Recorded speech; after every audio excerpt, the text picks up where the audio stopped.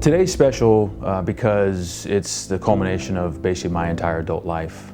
Started here at the Naval Academy, 30 years ago, and so a lot of things are kind of coming to the forefront of my thoughts and my emotions, and so it's a really special day to have my family and friends here to celebrate it with me. My father's going to be there, Brigadier General Brian Cavanaugh is going to be there, and what those two individuals represent are major milestones for not just the Naval Academy, but for the Marine Corps. Ché Bolden and I were midshipmen together, so he's a couple years behind me, back in the early 90s. His dad was somebody that was a mentor of mine from the early days, and then to be able to serve with Ché throughout the years has been a phenomenal experience. This is a really special day because it's a day that I never imagined would come, because I never imagined him in the Marine Corps. Growing up in my household, it was a normal household. It's just like everybody else's. I've had people ask me all the time, what was it like to grow up with an astronaut for a father? I was like, well, you tell me, what was it like to grow up with your father as a father? Because my dad was exactly like they were. I never heard him talk about the Naval Academy, and he came in October of his senior year of high school with the deadline for submission of your application to the Naval Academy being the 1st of November. And he said, Dad, I'm going to apply to the Naval Academy. And I said, it's too late. You've got to get a physical. He said, I'm not asking permission.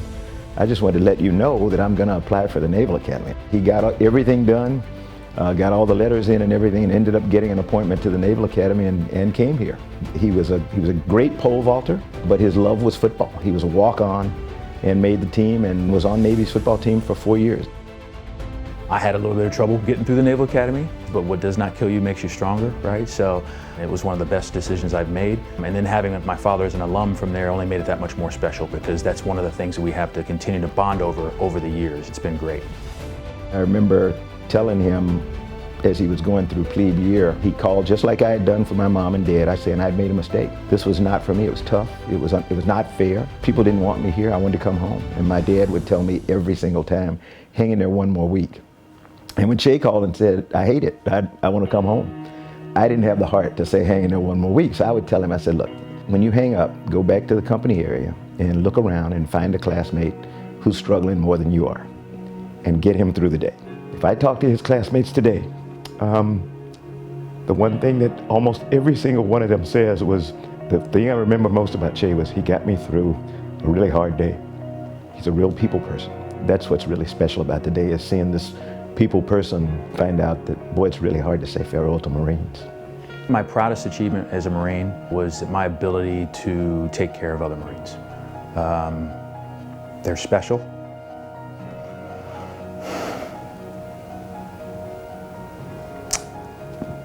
And they're the ones I'll miss the most. It's all about people.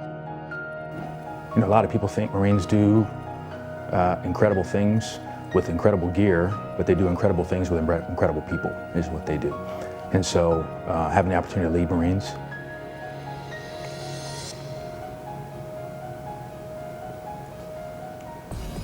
the men and women that raise their right hand and go put their feet on the yellow footprints are really something special from this nation. All the opportunities I've been given have been as a result of having fantastic individuals around me. The Marines are really what has made my 26 years spectacular. That's the one thing I'm going to miss tremendously as I leave. As our families watch the storm clouds of war brewing on the horizons of history, this shipmate stood the watch. This shipmate looked ashore and saw his family often need his guidance, but knew he must stay because he had the watch. For many years, he stood the watch so that our countrymen and we could sleep soundly, in safety, knowing that a shipmate would stand the watch. Today, we are here to say the watch stands relieved. Relieved by those he has led, guided, and trained. Shipmate, you, sir, stand relieved. We have the watch. My wife and I are incredibly proud of Ché. My father was my high school football coach, and he taught me to cry. He had a saying, it's not the size of the dog in the fight, but the size of the fight in the dog. He got us to believe in ourselves. But he always said, it's okay to cry. So Ché's kind of that way. But when he talked about missing his Marines,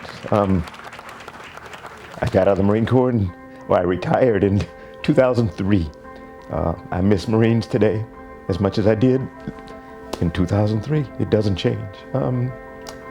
They are unique individuals who you would give anything for, because they'll give anything for you. So it's just great to have an opportunity to watch him as he migrates from being an active duty Marine to being another kind of Marine, but still a Marine, and being passionate about the Marines that he had an opportunity to lead. So the next chapter of my life, I'm going to continue to serve just in the private sector. My entire adult life, I've been a defender and a protector, and so I'm going into a field that continues to protect people through greater awareness. So I'm going to try my hand in the tech world and see how that goes, and maybe one of these days I'll be one of those alumni who can donate a lot of money to the Alumni Association. So we'll see. The biggest lesson I took away from my time at the Academy was accountability. The aspect of accountability and having to take credit or take blame for things that you do, that is a big thing you learn here. You're always going to have people who look at you and doubt whether or not you belong. And that's irrespective of your skin color, but sometimes it seems to be more amplified.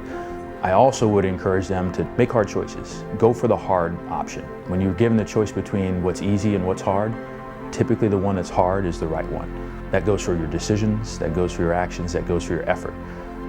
One of the things I'm most proud about my son is watching him blaze his own trail. If that road was impossible to take, and that road he could see the end, he took the impossible road. And at the time it was agonizing sometimes, but at the end of it you would see that, boy, he knew a lot more than I knew.